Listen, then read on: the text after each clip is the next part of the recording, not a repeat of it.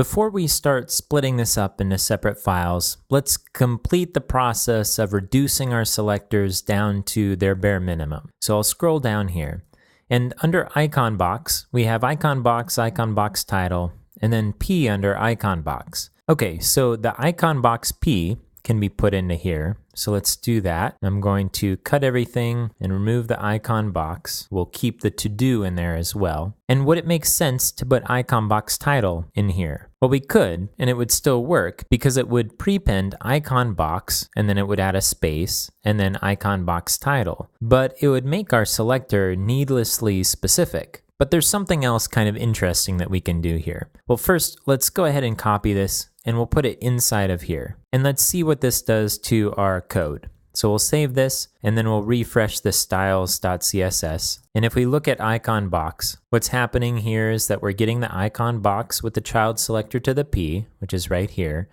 And then, like we said before, the next selector is icon box space, icon box title. Now again, that's kind of redundant. Because we're using SMAX, icon box title is a specific enough selector, so we don't need icon box before that. But something interesting we can do with SASS is say that we want to repeat the selector, but combine it with some kind of suffix. So use this selector as a prefix.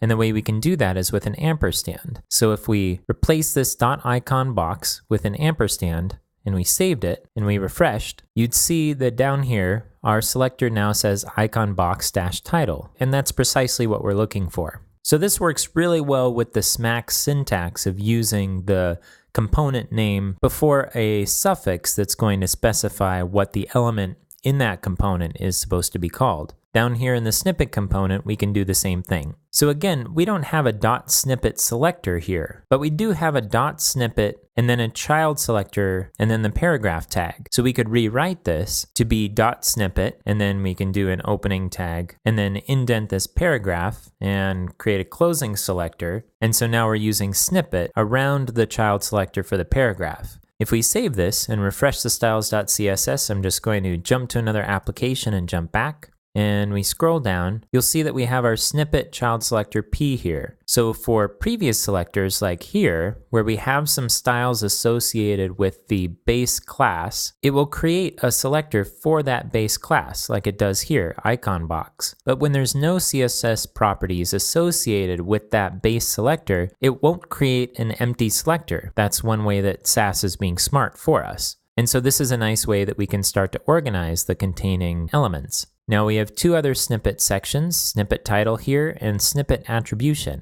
And just like before, we can use the ampersand in order to use the selector as a prefix.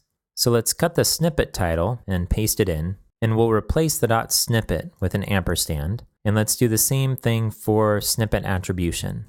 We'll paste that in and we'll add an ampersand. We'll save it. Jump to another application to refresh the CSS here in the IDE. And now we have our snippet child selector P, we have snippet title, and snippet attribution.